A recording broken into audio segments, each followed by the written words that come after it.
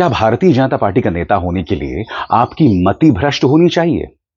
क्या यह जरूरी हो जाता है कि अगर आप बीजेपी के नेता हों तो आप झूठ बोलें, बार बार झूठ बोलें, लगातार झूठ बोलें? ऑपरेशन सिंदूर जब से खत्म हुआ है, भारतीय जनता पार्टी के नेता, प्रवक्ता, मंत्री, विधायक या तो देश का अपमान कर रहे हैं या फिर झूठ बोल रहे हैं। और सबसे बड़ी बात दोस्तों, आप और हम लोग कई बार गलती से कुछ गलत जानकारी सार्वजनिक कर देते हैं, मगर भारतीय जनता पार्टी के नेताओं की ढिठाई देखिए, बेशर्मी देखिए। झूठ पकड़े जाने के बाद भी वो लोग उसे हटाते नहीं हैं, क्योंकि वो जानते हैं उन पर कोई कार्रवाई नहीं करेगा। वो जानते हैं कि अगर उनसे कोई गलती हो जाएगी, मामला अदालत भी पहुंच जाएगा। तो जैसे कर्नाटक हाईकोर्ट ने रिपब्लिक के संपादक और अमित मालवीय को राहत दी, जबकि वो खुलकर कांग्रेस के बारे में झूठ फैला रहे थे, वो जानते हैं कि उन्हें अदालत से भी राहत मिलेगी। अब जो ताजा मामला दोस्तों आया है, वो आया है किरण बेदी का। किरण बेदी, जिनकी पहचान सिर्फ भारतीय जनता पार्टी तक सीमित नहीं थी, वो देश की एक इंस्पिरेशनल आईपीएस ऑफिसर थी, जिन्होंने न जाने कितनी लड़कियों को इंस्पायर किया।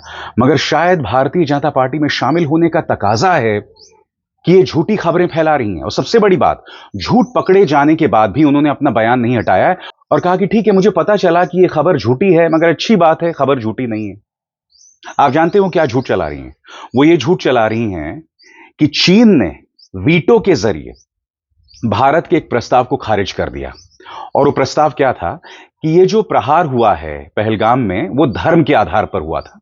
यानी आतंकवादी धर्म पूछ रहे थे और धर्म के आधार पर उन्हें मारा जा रहा था। मगर पाकिस्तान ने सुप्रिया सुनेत, पवन खेरा, इन तमाम नेताओं के बयान दिखाए और उसके चलते पाकिस्तान को जीत मिली।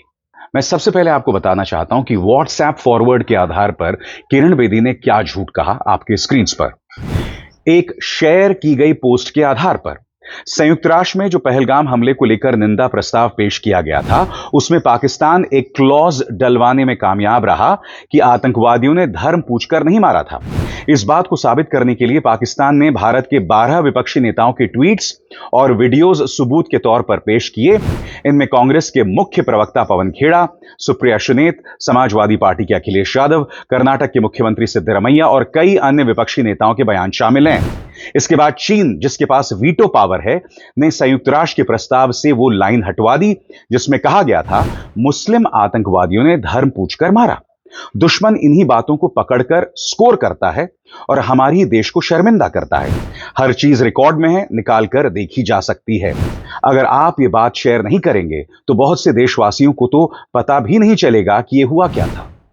सबसे बड़ी बात दोस्तों, ऐसा कोई प्रस्ताव पारित नहीं हुआ। दूसरी बात, ऐसा कोई बयान ना सुप्रिया सुनेत, ना पवन खेरा, ना अखिलेश यादव ने दिया कि आतंकवादियों ने धर्म पूछकर नहीं मारा। और जब किरण बेदी को लोगों ने आईना दिखाया, तब वो ये बयान देती हैं कि हां, मुझे पता चला कि मैंने जो जानकारी पोस्ट की वो झूठी थी, मगर अच्छा हुआ ये बात झूठी निकली। मगर सबसे बड़ी बात, किरण बेदी ने यह बात कह दी, ये बात हजारों लाखों लोगों तक पहुंच गई और यह भाजपा का प्रचार तंत्र बिल्कुल ऐसे ही काम करता है। आपकी स्क्रीन पर पवन खेरा, जिन्होंने कहा कि भाई अगर वो लोग इस तरह की हरकत करें जिनके पास डिग्री के नाम पर एंटायर पॉलिटिकल साइंस है, यानी कि प्रधानमंत्री नरेंद्र मोदी, तो बात समझ आती है। मगर आप एक पढ़ी लिखी हैं, इंस्पिरेशनल हैं, आपसे लोगों को प्रेरणा मिली है, आप ये तमाम हरकतें कर रही हैं, बाज आइए वरना हम आपको अदालत घसीटेंगे। यही बात सुप्रिया सुनेत ने भी अपने ट्वीट में कही है। आपने देखा होगा, चाहे सुप्रिया सुनेत हो या पवन खेरा, ये कितने सभ्य अंदाज में कह रहे हैं। मगर मैं कांग्रेस से पूछना चाहता हूं, जब सामने वाला आपसे लड़ाई झूठ के आधार पर कर रहा है और फिर उसके व्हाट्सएप ग्रुप्स हैं जिनके कम से कम 18 करोड़ सदस्य हैं और ये झूठ वहां पहुंचाया जाता है, तो आप क्या इस सभ्य अंदाज में लड़ाई लड़ेंगे? सीधी सी बात है साहब, क्या आप इस सभ्य अंदाज में लड़ेंगे जब सामने वाला झूठ पे झूठ पे झूठ पे झूठ बोलता रहता है? और आप देखते हैं, कांग्रेस के लिए सबसे बड़ी त्रासदी यह है कि जब मामला अदालत में भी जाता है तो अदालत में भी इन झूठों को राहत मिलती है, जैसे कि अर्नब गोस्वामी और अमित मालवीय को कर्नाटक हाईकोर्ट ने राहत दी। उन्होंने एफआईआर पर रोक लगा दी। और जैसे कि आप जानते हैं मामला क्या था, इस्तांबुल में इस्तांबुल कांग्रेस सेंटर है और उस बिल्डिंग को कांग्रेस का दफ्तर बता दिया गया था, सिर्फ इसलिए कि इस्तांबुल कांग्रेस सेंटर में कांग्रेस शब्द है।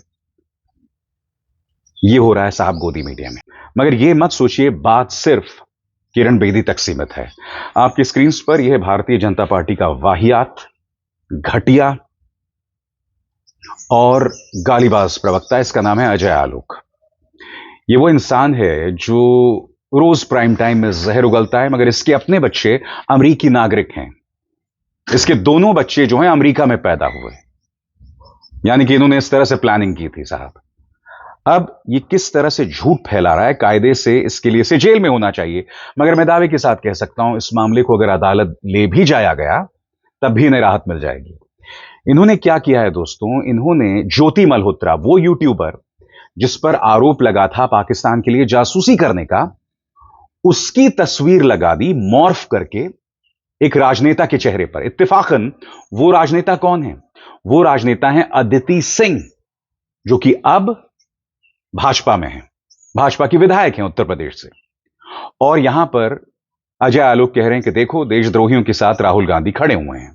दो तस्वीरें पेश की हैं, दोनों तस्वीरें ज्योति मल्होत्रा की नहीं है। मैं आपको बतलाना चाहता हूं, यह वाहियात आदमी दरअसल कह रहा है। हर देशद्रोही के साथ या तो देशद्रोह के आरोपितों के साथ श्री राहुल गांधी की तस्वीर कैसे मिलती है, यह समझ नहीं आया। यह रिश्ता क्या कहलाता है? वैसे ये मैडम ज्योति मल्होत्रा हैं, पता है ना कौन है? यहां दो चीजें हैं। सबसे पहली बात, ज्योति मल्होत्रा का जो चेहरा है वो लगाया गया है अदिति सिंह पर। यह है अदिति सिंह, जो कि भाजपा की विधायक हैं, पहले कांग्रेस में हुआ करती थी। दूसरी बात, आपको याद है ना हिसार पुलिस ने क्या कहा है ज्योति मल्होत्रा के बारे में? गोदी मीडिया ने ज्योति मल्होत्रा के बारे में जितने भी दावे किए थे, जितनी भी खबरें चलाई थी, सारी झूठी साबित हुई। तो पहली बात तो अभी प्रमाणित नहीं हुआ कि ज्योति मल्होत्रा वाकई देशद्रोही हैं, पाकिस्तान के लिए जासूसी कर रही हैं। हम उस निष्कर्ष पर तब पहुंचेंगे जब अदालत इसकी जांच करेगी, पुलिस निष्कर्षों के साथ सामने आएगी। पुलिस ने तो स्पष्ट कर दिया है, मगर यह व्यक्ति एक फोटोशॉप तस्वीर पेश कर रहा है, एक नहीं दो तस्वीरें, और यह दावा कर रहा है कि ज्योति मल्होत्रा है। और सबसे बड़ी बात, जब यह झूठा आदमी पकड़ा जाता है तब यह क्या कहता है, इस पर गौर कीजिए। इन लोगों की ढिठाई, इन लोगों की बेशर्मी देखिए साहब, क्या कहता है ये। हो सकता है कि यह तस्वीर एआई के माध्यम से फर्जी एडिट की गई होगी, लेकिन प्रश्न विश्वसनीयता का है। इन साहब के अनुसार इन्हें कश्मीर में आतंकवादी मिले थे, इन्होंने आंखों में आंखें डाली लेकिन सुरक्षा बलों को नहीं बताया। क्यों? भाई बंधु लगते हैं आतंकवादी, इसलिए ऐसी तस्वीरें इनकी लोग डाल देते हैं और बाकी लोग मान भी लेते हैं। नहीं आ जाए लोग, तुम हो एक कायर। तुम्हें पता होना चाहिए कि पिछले 15 सालों से राहुल गांधी के खिलाफ एक दुष्प्रचार चलाया गया था, और इसकी नुमाइंदगी एक पूर्व वित्त मंत्री ने की थी जो अब जिंदा नहीं है। उन्होंने कुछ संपादकों के साथ बैठकर यह तय किया कि राहुल गांधी का चरित्र हनन किया जाए, और इसी मंच पर मैंने उस पर बहुत एक विस्तृत कार्यक्रम भी किया था। यानी कि राहुल गांधी को पप्पू बताना, राहुल गांधी को देशद्रोही बताना, राहुल गांधी विदेश में जाते हैं तो उनके बयानों को तोड़ मरोड़ कर पेश करना, यही काम भाजपा एक अरसे से कर रहा है। याद कीजिएगा, जब वो विदेश गए थे तो उन्होंने आरक्षण के खिलाफ कुछ नहीं कहा था, मगर पूरे भाजपा ने यह चलाया कि देखो आरक्षण विरोधी राहुल गांधी, जबकि राहुल गांधी ये कह रहे थे कि भाई 50% के दायरे को बढ़ाया जाए, और बात वहां नहीं रुकती है। उन्हें यह तक बताया गया कि वो चीन का समर्थन कर रहे हैं और भारत का अपमान कर रहे हैं। राहुल ने क्या कहा था? राहुल ने यह कहा था कि भाई जिस तरह से चीन दुनिया में उत्पादन का केंद्र बना हुआ है, प्रोडक्शन हब बना हुआ है, भारत को भी ऐसे बनना चाहिए ताकि बेरोजगारी दूर हो। अब राहुल यहां पर बेरोजगारी दूर करने की बात कर रहे हैं, और यहां पर क्या कहा जा रहा है? उन्हें देशद्रोही बताया जा रहा है। हो सकता है कि संगोल युग में जो बेरोजगारी दूर करने की बात करे वो देशद्रोही होगा, क्योंकि संगोल युग में यानी कि भाजपा के समृद्ध काल में युवाओं को इसी तरह से हिंदू मुस्लिम नफरत झूठ में उलझा कर रखा जाए, जो अजय आलोक को किरण बेदी कर रहे हैं। और ये इतना ढीठ आदमी है दोस्तों, बाद में ये बिहार को भी बदनाम कर रहा है, खुद को बिहार की मिर्ची बता रहा है। गौर कीजिए भाई लोग, एक बात बताओ, राहुल गांधी नाम के इंसान के नाम पे मैं क्या, कोई भी व्यक्ति फेक न्यूज क्यों फैलाएगा? यह आदमी खुद इतनी मजेदार ओरिजिनल न्यूज बनाता है अपने लिए, कांग्रेस पार्टी के लिए, देश के लिए, पाकिस्तान और चीन के लिए। मेरे पीछे मत लगो, बिहारी मिर्ची हूं, तीखा हूं। भैया अजय आलोक, एक बात का ध्यान रखो, मिर्ची ज्यादा खाने से पेट खराब हो जाता है, दस्त लगते हैं। 24 घंटे बैठे रहोगे पखाने में, टॉयलेट में बैठे रहोगे, ज्यादा मिर्ची मिर्ची मिर्ची की, आई समझ में? तो यह है स्तर भारतीय जनता पार्टी के प्रवक्ताओं का। और बात यहां नहीं रुकी दोस्तों, और आगे बढ़ने से पहले एक जरूरी संदेश। मेरे कार्यक्रमों के लिए आप नोटिफिकेशन का इंतजार मत कीजिए, मेरे चैनल में जाइए और खुद जाकर कार्यक्रम देखिए और रहिए अपडेटेड।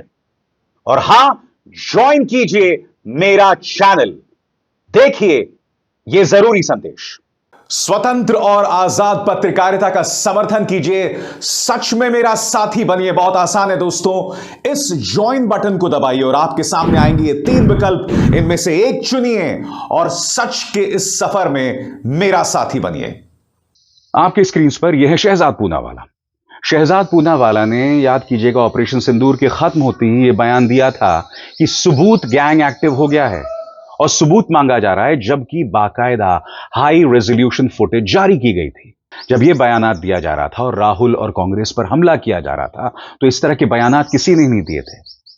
अगर आपको सड़क छाप किसी नेता के बयान को कांग्रेस का बयान देकर बताना है, तो सबसे बड़ी बात, मैं आपसे कुछ सवाल पूछना चाहता हूं। ये मंदसौर के एक भाजपा के नेता बताए जाते हैं, नाम इनका धाकड़ है। क्या आप जानते हैं ये सड़क पर पकड़े गए? सड़क पर पकड़े गए ये सज्जन बहुत ही आपत्तिजनक स्थिति में एक महिला के साथ कार के बाहर। बताइए, तो क्या इस तस्वीर के आधार पर पूरी भारतीय जनता पार्टी को चरित्रहीन बता दिया जाए? बताइए। और फिर ये व्यक्ति degree Dubey, I am sorry, Nishikant Dubey, ये वो व्यक्ति है दोस्तों जो हर गुजरते दिन के साथ अपनी पार्टी के लिए शर्मिंदगी का सबब बन रहा है। इसका एक ही मकसद है कि मुझे मंत्री बना दिया जाए, मगर ये रोज अनर्गल बातें करता है और फिर एक्सपोज हो जाता है। मसलन इसने जो बयान दिया, जो तथ्यात्मक तौर पर पूरी तरह गलत था। इसने क्या कहा? राहुल गांधी जी, ये आपकी बनाई हुई सरकार के समय का समझौता है। 1991 में आपकी पार्टी समर्थित सरकार ने यह समझौता किया कि किसी भी आक्रमण या सेना के मूवमेंट की जानकारी का आदान प्रदान भारत व पाकिस्तान एक दूसरे से करेगा। क्या यह समझौता देशद्रोह है? कांग्रेस का हाथ पाकिस्तानी वोट बैंक के साथ विदेश मंत्री एस जयशंकर पर आपत्तिजनक टिप्पणी आपको शोभा देता है? सबसे बड़ी बात दोस्तों, ये जो समझौता हुआ था वो तब हुआ था जब राजीव गांधी ने समर्थन वापस ले लिया था, नंबर 1। नंबर 2, ये शांतिकाल के लिए समझौता है ताकि एक देश दूसरे देश के विमानों को मार ना गिराए। और याद कीजिएगा, इस पर सुप्रिया सुलेत ने करारा प्रहार किया था और उनके झूठ का पर्दाफाश किया था। कैसे? सुनते हैं। सर्वप्रथम सबसे पहले तो निशिकांत दुबे अपनी बेवकूफी बार बार प्रदर्शित करते हैं। राजीव जी ने 6 मार्च 1991 को चंद्रशेखर जी की सरकार से समर्थन वापस ले लिया था। पहली बात, यह शायद अप्रैल 1991 का साइन किया हुआ अग्रीमेंट है। यह अग्रीमेंट पीस टाइम का है।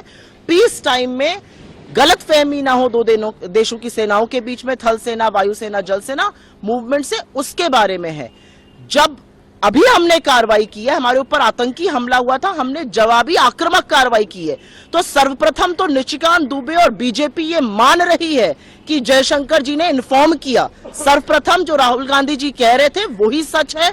जयशंकर जी ने इन्फॉर्म किया पाकिस्तान को और उसकी पुष्टि खुद बीजेपी कर रही है। जिस अग्रीमेंट का वो हवाला दे रही है वो पीस टाइम का अग्रीमेंट है। जयशंकर जी ने जब वॉर लाइक सिचुएशन थी तब इन्फॉर्म किया था। ऑपरेशन सिंदूर के बाद से क्या हुआ दोस्तों? प्रधानमंत्री नरेंद्र मोदी बीकानेर में जाकर कहते हैं कि मेरी नसों में गर्म सिंदूर बह रहा है, खून नहीं बहता है, जो साइंटिफिकली पॉसिबल नहीं है, वैज्ञानिक तौर पर पॉसिबल नहीं है, संभव नहीं है। भारतीय जनता पार्टी का एक मंत्री मध्य प्रदेश का, उसने सोफिया कुरैशी को आतंकवादियों की बहन बताया। डेप्यूटी चीफ मिनिस्टर ने यह तक कह दिया कि भारत की सेना जो है वो प्रधानमंत्री नरेंद्र मोदी के चरणों में नतमस्तक है। इस तरह के तमाम बयानात दिए जा रहे हैं। और सबसे शॉकिंग बात कि प्रधानमंत्री के पास ये पूरा अख्तियार है, पूरा अधिकार है कि वो इन नेताओं पर काबू पा सकते हैं, मगर नहीं साहब, खामोश हैं। विक्रम मिस्री जो कि विदेश सचिव हैं, उनकी बेटी का अपमान, प्रधानमंत्री खामोश। कर्नल सोफिया कुरैशी का अपमान, प्रधानमंत्री खामोश। लेफ्टिनेंट नरवाल की पत्नी हिमांशु नरवाल का अपमान, प्रधानमंत्री खामोश। प्रधानमंत्री इनसे मिलते भी नहीं हैं और उनके नेता झूठ बोलो, बार बार झूठ बोलो, लगातार झूठ बोलो। झूठ बोलो, बार बार झूठ बोलो, जो भी बोल सकते हैं सब झूठ बोलो। अभिसार शर्मा को दीजिए इजाजत। नमस्कार।